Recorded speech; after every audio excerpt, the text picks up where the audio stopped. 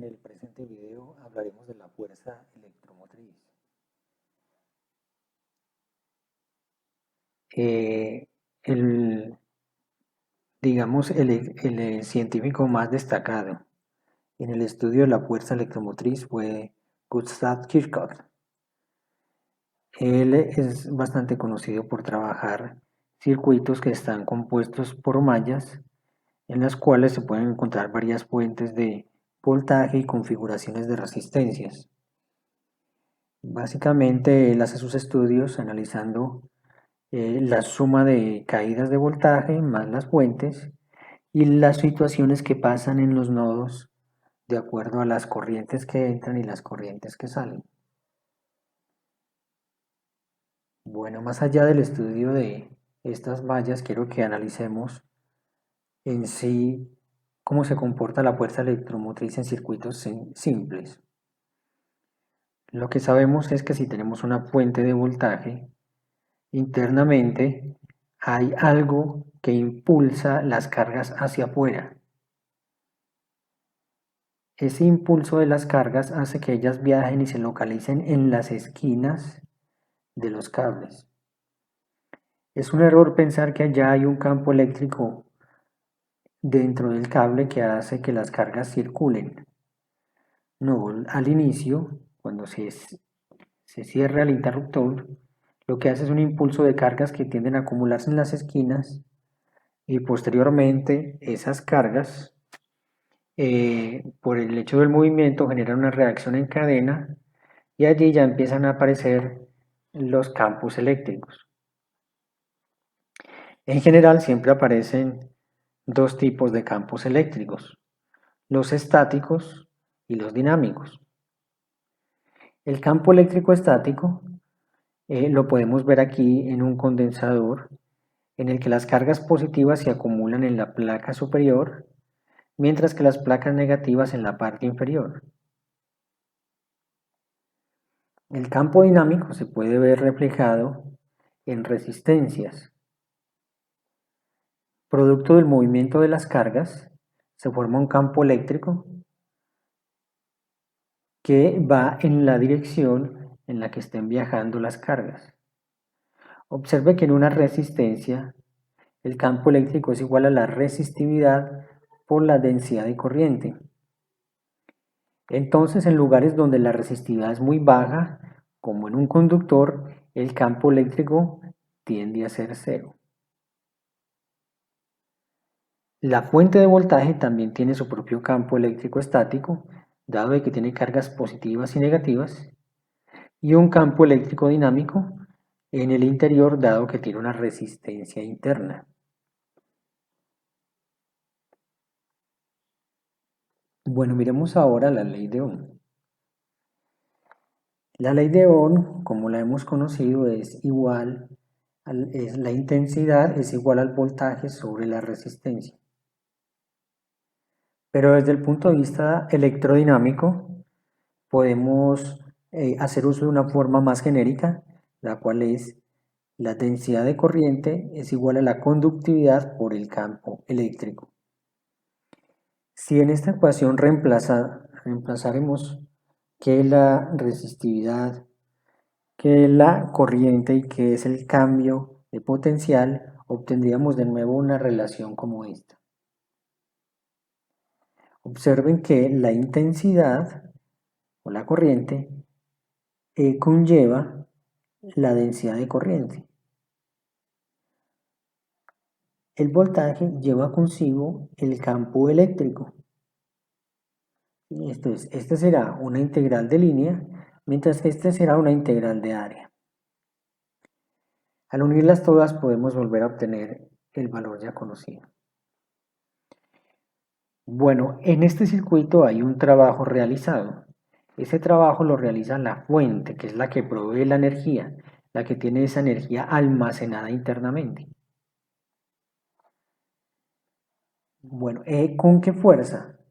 Bueno, podemos decir que se genera un campo eléctrico, que es el campo eléctrico de la fuerza electromotriz, que es el campo eléctrico dado porque las cargas están en desplazamiento. Y el campo eléctrico es igual, como ya lo hemos visto antes, el campo eléctrico es igual a la fuerza sobre la carga. Así que podemos considerar el campo eléctrico como una fuerza. Sabemos entonces que siempre va a ser por unidad de carga. En general, el campo eléctrico que se produce por efectos de la fuerza electromotriz es mucho mayor al campo estático que se produce dentro de la fuente, estamos hablando del que está dentro de la fuente, para lograr que se haga el movimiento de las cargas alrededor del circuito. Recordemos la resistividad de algunos materiales. Tenemos los metales que tienen resistividades muy bajas, por eso decimos que las conductividades son muy altas y que el campo eléctrico en el interior tiende a ser cero. Entre ellos tenemos que la plata es el mejor conductor. Perdón. Sí, aquí entre la plata, el cobre y el oro tenemos los mejores conductores. La plata es el mejor conductor por ser el número más bajo. Tenemos materiales que son aislantes, como la madera, que está en el orden de 10 a la 8, 10 a la 11. El caucho está en el orden de 10 a la 13, 10 a la 16. Y observen ustedes la gran diferencia que hay en órdenes de magnitud entre los conductores y los aislantes.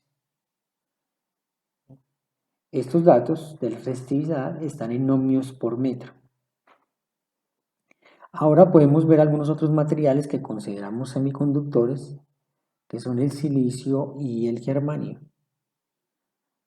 Esos están en un orden ya mucho más, un poco más, una escala menos elevada. Y estos materiales tienen la particularidad de que sirven para fabricar toda la electrónica que actualmente se maneja con los transistores. Bueno, miremos ahora en un circuito sencillo cómo es el comportamiento del potencial. Entonces ya sabemos, aquí tenemos una fuente de voltaje que es una batería y la batería tiene una fuente con una resistencia interna que está en serie. Las cargas salen de la fuente y empiezan a dar vuelta en este sentido. La conductividad la podemos asumir que tiende a infinito en los cables y de esa manera decimos que el campo eléctrico en el interior del cable es aproximadamente cero. Notemos que el campo eléctrico es la corriente dividido la conductividad. Si la conductividad tiende a infinito, el valor da cero.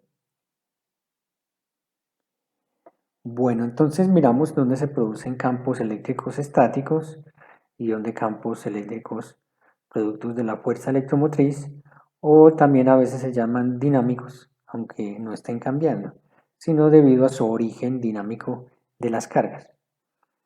Entonces tenemos un campo estático aquí en esta fuente interna que va de más a menos y aquí tenemos la dirección. Tenemos un campo dinámico dentro de la fuente que va en esta dirección porque observemos que el campo eléctrico va en la misma dirección hacia donde viajan las cargas. Y tenemos otro campo eléctrico dentro de la resistencia de carga que aquí la llamamos la resistencia RL. Bien, entonces si medimos el voltaje entre los puntos A y B, o sea, entre estos dos extremos de la resistencia, como nos dice que es entre A y B, entonces será el voltaje B menos el voltaje A. O sea que a la hora de medir con un multímetro aquí deberíamos de poner la punta roja y aquí la punta negra.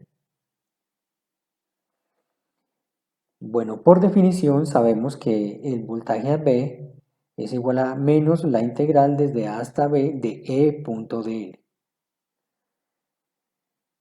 Entonces tenemos que el campo eléctrico en un pequeño trozo puede ser resistivo, es la diferencia de potencial dividido la longitud que tenga ese pequeño trozo de alambre o de resistencia. Esto lo debemos haber visto anteriormente en otra clase. Bueno, pues lo que tenemos es que este delta del potencial es simplemente la corriente por la resistencia que esté en ese pedazo de alambre. En este caso, si hablamos de la resistencia que está en serie en el circuito, será nuestra resistencia RL. Divido la longitud, que será la misma longitud de la resistencia. Y esto, si lo queremos dar en términos vectoriales, debe estar en el mismo sentido hacia donde viaja la corriente, como lo vimos acá. Hacia donde viaja la corriente, que es la densidad de corriente, está el campo eléctrico. Entonces podemos traer y reemplazar este campo eléctrico aquí y venimos al reemplazarlo y operamos. Lo primero que tenemos que decir es que este dl siempre se selecciona en el sentido en el que viaja la corriente. Por esa razón va en el mismo sentido de la corriente. Al multiplicarlo pues nos dará 1. IRL salen de la integral y la integral de A hasta B de dl es la longitud. Esto nos quiere decir que se va a cancelar una longitud con lo que está en el denominador. Bueno, como observamos aquí aparece un signo negativo. Este signo negativo tiene una interpretación. Miremos, según Kirchhoff, la fuerza electromotriz siempre va a ser el resultado de las sumas de caídas de voltaje en cada una de las cargas. Aquí tenemos que hay dos cargas. La resistencia interna de la fuente, esta que está acá, y la resistencia RL, que es esta que está aquí afuera. Bueno, ya sabemos que I por RL, de acuerdo a esto que nos dio aquí, es menos el voltaje AB. Aquí está positivo, aquí está negativo, entonces incluimos el signo al otro lado y nos queda acá. Y en términos generales siempre decimos que la resistencia interna de la fuente es aproximadamente 0, que no siempre se cumple para todos los casos. Entonces, como podemos ver, si cambiamos los signos, o perdón, las letras, cambiamos la dirección hacia donde se esté midiendo, y eso nos da que la fuerza electromotriz es igual al voltaje VA. Siempre y cuando no tengamos en cuenta el efecto interno de la resistencia en la fuente. Si quisiéramos expresar esto en términos aquí de una gráfica, lo que vamos a notar es que entre A y B hay un voltaje que será el mismo que se mida entre B y A si la resistencia interna fuera 0. Pero como hay una resistencia interna, entonces estará un poco por encima del nivel de voltaje que se mide en la resistencia. Al principio, esta pequeña aquí línea constante hace referencia a la fuente de voltaje y durante la resistencia empieza a haber una caída de tensión.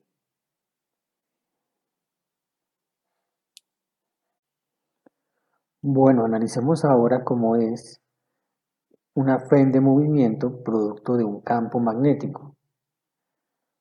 Es decir, la fuerza que impulsa los electrones proviene de un campo magnético. Para entenderlo, primero recordemos cómo es la fuerza sobre una carga libre. Entonces, si tenemos una carga que se está desplazando hacia la derecha con una velocidad v, entonces la fuerza será igual a la carga por la velocidad producto cruz el campo magnético. Como es un producto cruz, deberíamos entonces tomar la regla de la mano derecha para descifrar hacia dónde está viajando la carga. Entonces, si observamos, entonces será la velocidad hacia la derecha El campo magnético, como es un punto, indica que está saliendo de la página. Entonces, como resultado, la fuerza irá hacia el centro. La carga, entonces, producto de su movimiento, se va a desplazar en forma circular, haciendo que la fuerza siempre sea una fuerza hacia el centro o fuerza radial. Bueno, recordemos, cuando queremos utilizar productos cruz, podemos recordar cómo es el sentido de los vectores. Recuerden siempre que I cruz J da K, porque es en este sentido en que dan positivos. K cruz I da más J, J cruz K da más I. Pero si se toman en sentido contrario, el resultado será negativo, entonces será I cruz K dará menos J, J cruz I dará menos K, etc. Bueno, entonces este mismo fenómeno analicémoslo, pero dentro, cuando las cargas están dentro de una barra. En ese punto las cargas están confinadas. Si aplicamos la regla de la mano derecha, ahora vemos que el campo magnético va hacia adentro. Con el campo magnético hacia adentro, entonces la fuerza irá hacia arriba. Lamentablemente, la carga está confinada, entonces la única dirección en la que se genera una nueva velocidad producto de la fuerza es en Y. Recuerde que para que se genere esta velocidad tiene que ser que esta carga se esté desplazando con una velocidad hacia la derecha. Entonces esta velocidad será la misma velocidad de la barra. Bueno, entonces tenemos que habrá una fuerza, si la velocidad es hacia allá, habrá una fuerza hacia arriba y se empezarán a desplazar las cargas. La cuestión es que a medida que se desplazan las cargas, la trayectoria va cambiando, entonces la velocidad lleva la misma dirección de la trayectoria. Eso hace que la fuerza que se produzca sea en un sentido distinto al sentido de la barra. Pero las cargas no pueden salir y hacen generan una velocidad de desplazamiento en Y producto de la fuerza en Y en esta dirección.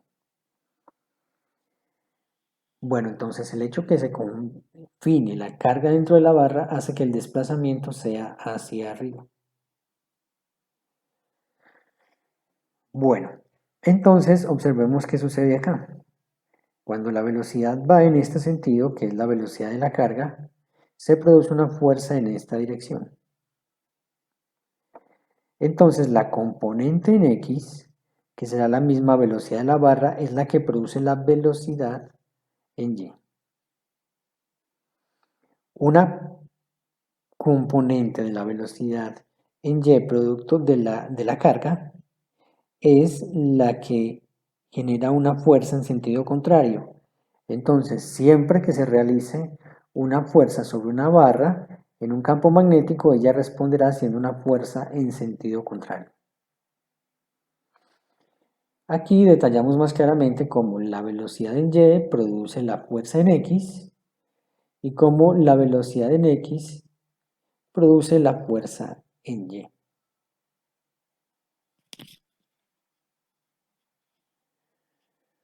Cuando se llega al equilibrio, después de que las cargas empiezan un desplazamiento, las cargas se empiezan a acumular en la parte superior.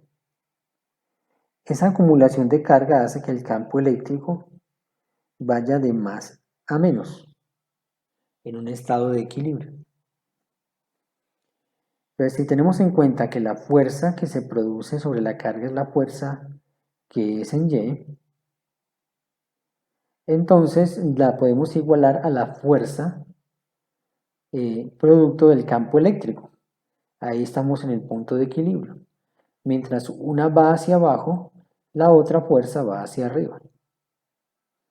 La fuerza magnética en Y proviene de la velocidad de la barra, o sea, la velocidad en X. Y la fuerza eléctrica se puede decir que es la carga por el campo eléctrico. Entonces aquí podemos decir que las cargas se anulan y el campo eléctrico va a ser igual a la velocidad de la barra por el campo magnético. Entonces observen que siempre los campos eléctricos y magnéticos se relacionan por medio de una velocidad.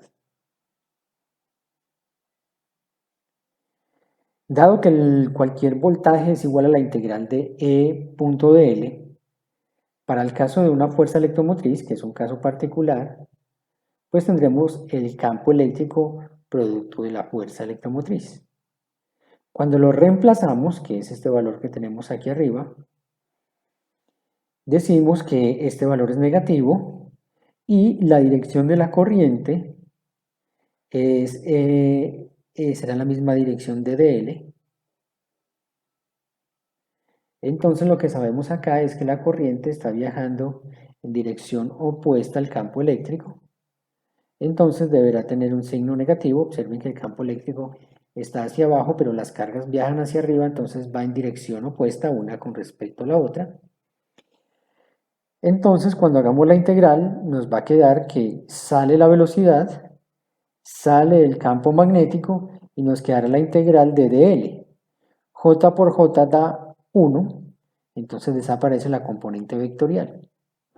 Y la integral de dl es sumar todos los pedacitos de L desde acá hasta el extremo, que será la misma longitud de la barra, que aquí la denominamos como H. Entonces, la fuerza electromotriz es la velocidad por el campo por la longitud de la barra.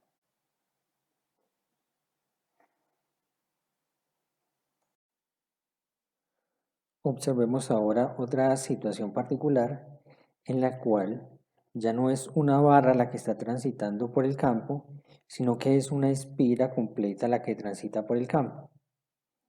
Esta vez para completar la espira ponemos una resistencia aquí de carga, pero igual se desplaza completa. Bueno, lo que ya sabemos es que en este lado de acá hay un campo magnético que está actuando sobre esta barra, que tiene un límite aquí en este punto. Entonces sobre esta barra se produce un arrastre de las cargas que salen hacia arriba generando una corriente que empieza a dar vuelta a través de la espira. Notemos una cosa y es la siguiente. Acá donde se genera la fuerza electromotriz, el campo eléctrico FEM va hacia abajo y por fuera del campo magnético el campo eléctrico va hacia abajo. Lo particular es que aquí va en dirección opuesta a las cargas, mientras que aquí afuera va en la misma dirección de las cargas. Esto es clave siempre en la fuerza electromotriz. Bueno, lo primero que hay que decir es que por la regla de la mano derecha podemos sacar las fuerzas en la barra superior y en la barra inferior. Obsérvese que si seleccionamos con el dedo índice la velocidad de la carga, con el dedo medio la dirección hacia donde va el campo, que es hacia adentro, entonces nuestro dedo pulgar indicará la fuerza, que en este caso es hacia arriba. Una fuerza hacia arriba se va a anular con una fuerza hacia abajo de la barra inferior. Entonces lo que sucede es que la espira no se va a ver afectado ni por el extremo superior ni por el extremo inferior.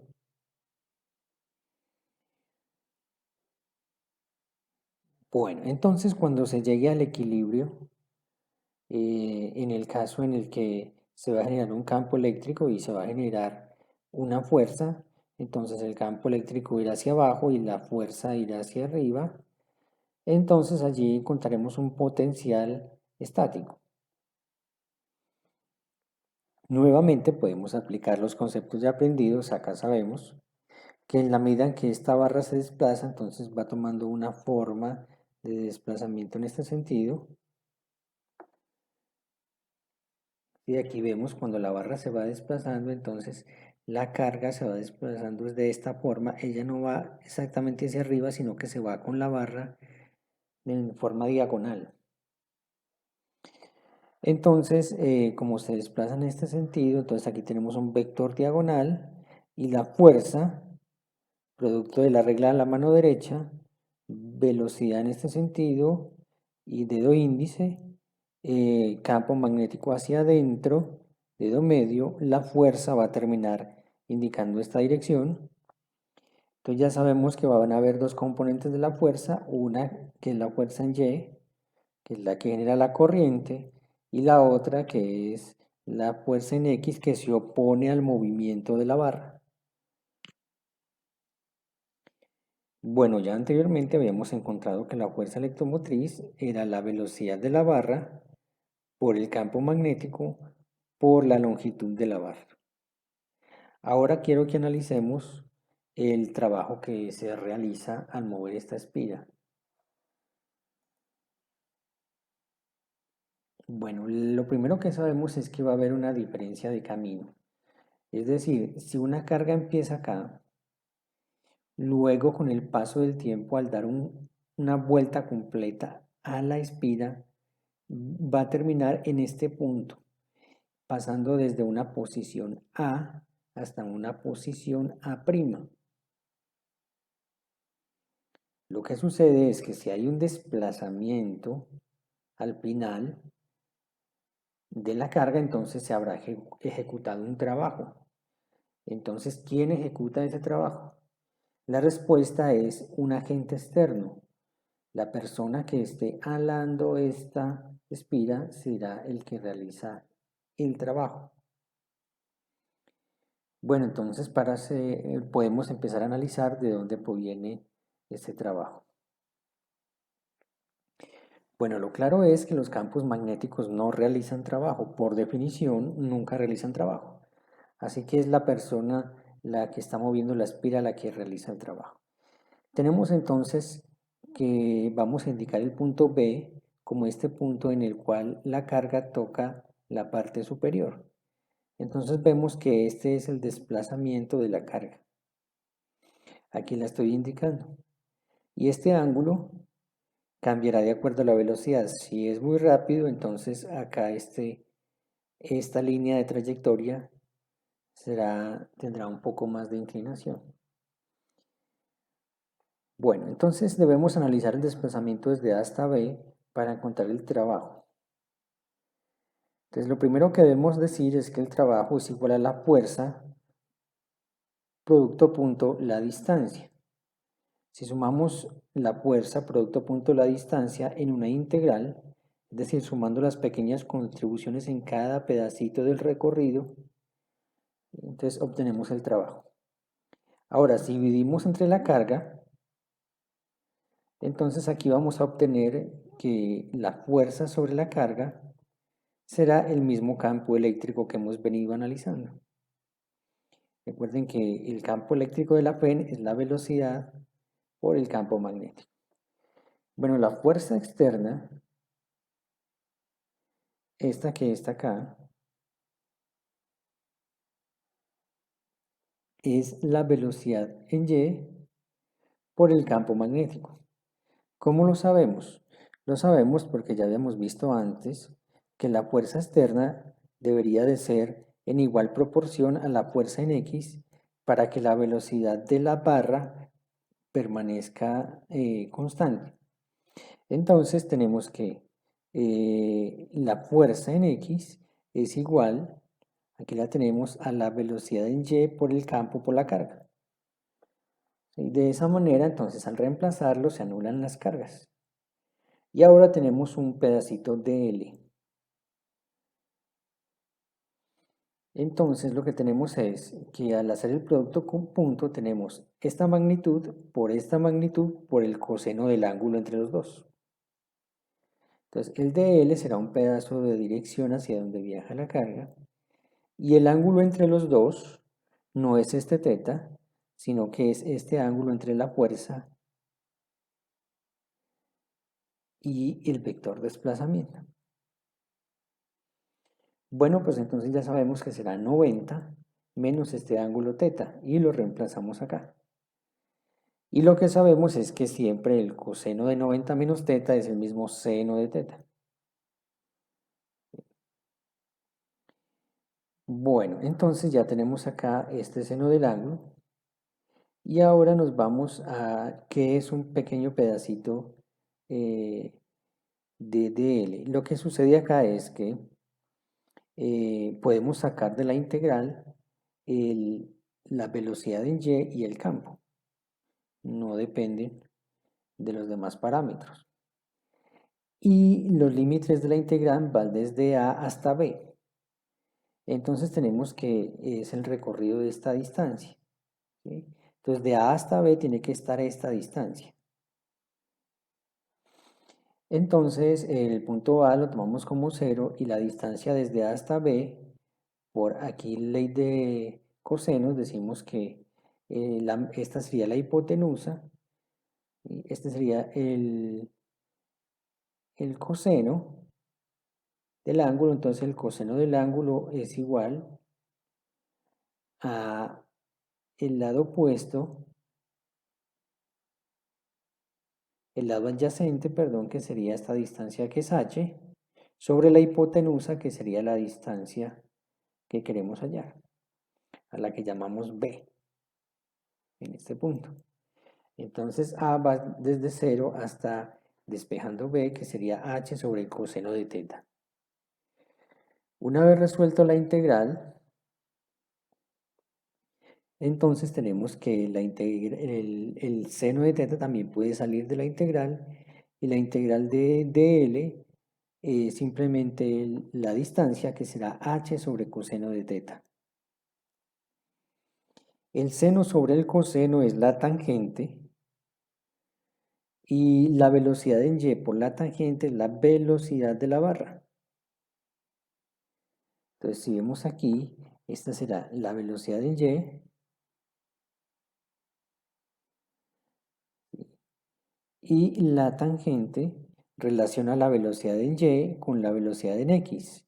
La tangente de teta sería igual a la velocidad en x dividido la velocidad en y.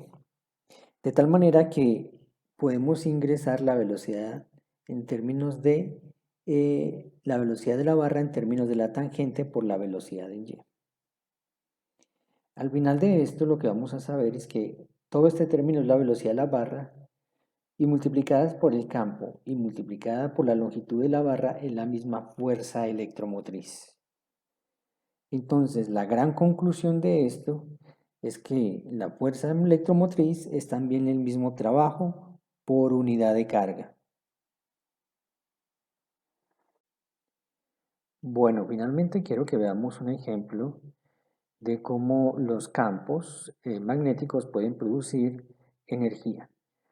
Este se le llama el dínamo de disco de Faraday. Dínamo se refiere siempre a aquellos instrumentos que pueden producir corrientes eléctricas. Bueno, entonces tenemos un disco conductor, que es este que está acá, que está girando, como lo muestra esta flecha, en este sentido, en torno a este eje. Y hay un campo magnético que lo está atravesando en este sentido. Determinar la FEM, acá en esta resistencia, que se da por origen del movimiento de las cargas entre el borde y el eje del disco. Bueno, aquí entonces tendremos que analizar hacia dónde viajan las corrientes, y para ello entonces tenemos acá el mismo sistema visto desde la parte superior. Entonces tenemos un disco que gira en este sentido, aquí está el eje, aquí estará el contacto y tenemos la carga. Bueno, lo primero que tenemos que decir es que como se está moviendo el disco, tenemos que analizarlo en términos de la frecuencia angular. Entonces, si el disco se está moviendo de esta forma, las cargas que estén en la parte superior se están moviendo de forma tangencial en cualquier punto. Si estamos acá, será forma tangencial a la velocidad angular. ¿Sí? Entonces tenemos que esa velocidad en este sentido será el radio o la distancia al centro. El radio del punto donde está la carga no es el radio del disco, sino la distancia al centro por la frecuencia angular o velocidad angular, que es la misma en este caso. Bueno, si recordamos la regla de la mano derecha, entonces vemos que con el dedo índice apuntamos la velocidad, que es hacia abajo. Con el dedo medio apuntamos el campo magnético, que sería hacia adentro, porque las X nos indican que es hacia adentro. Y finalmente la fuerza nos la indicaría el dedo pulgar. Entonces observemos que esa fuerza nos daría hacia el centro. Es decir, en este caso las cargas se están moviendo hacia el centro, suben, bajan, dan la vuelta y otra vez hacia el centro. Y es en esta parte donde se impulsan para dar el movimiento.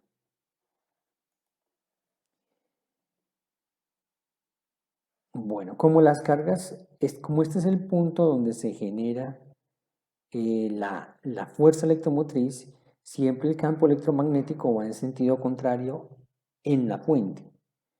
Sí, eso lo podemos analizar también de la siguiente forma. Las cargas positivas se desplazan hacia el centro, las cargas negativas quedan rezagadas, entonces hay un campo eléctrico que va de más a menos.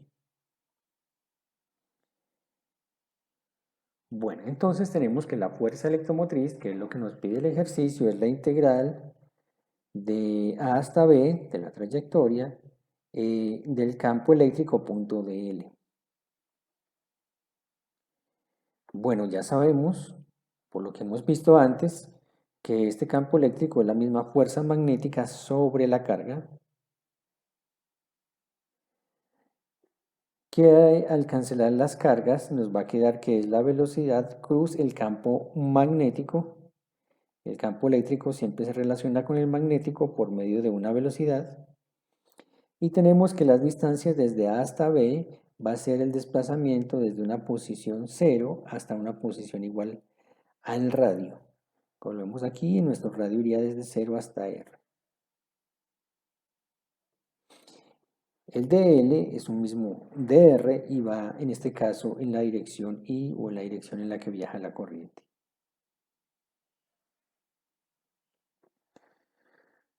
Bueno, entonces recordemos, el campo eléctrico va en dirección contraria, por eso le ponemos aquí el signo negativo. Y entonces procedemos a resolver la integral. Entonces dr va en la dirección de I porque las cargas se desplazan en este sentido. Tenemos el campo eléctrico en el otro sentido. Entonces al resolver la integral nos va a quedar lo siguiente. La velocidad la podemos reemplazar por R por omega. Eso es lo que hemos tenido aquí presentes. Bueno, entonces nos dará el signo menos, lo podemos factorizar y nos va a dar que omega es constante, puede salir de la integral, esa es la velocidad con la que está girando, la velocidad angular con la que gira el disco.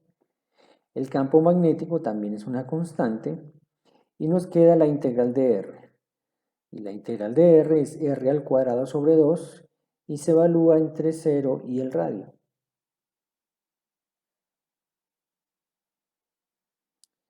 Entonces lo que tenemos es que al reemplazar R, el radio, entonces nos dará R al cuadrado sobre 2 con R mayúscula. Bueno, entonces, ¿qué nos da a entender este signo negativo? Entonces, lo que nos da a entender es que si tomamos un multímetro y medimos entre dos puntos, aquí dentro de la resistencia, vamos a observar que este va a ser el punto más negativo y este es el punto más positivo. Entonces, al medir en esta dirección, vamos a obtener que de esta manera vamos a obtener que el voltaje es negativo. Bueno, finalmente estos son los ejercicios propuestos para que ustedes practiquen y entiendan aún más este fenómeno de la fuerza electromotriz producto de un campo magnético.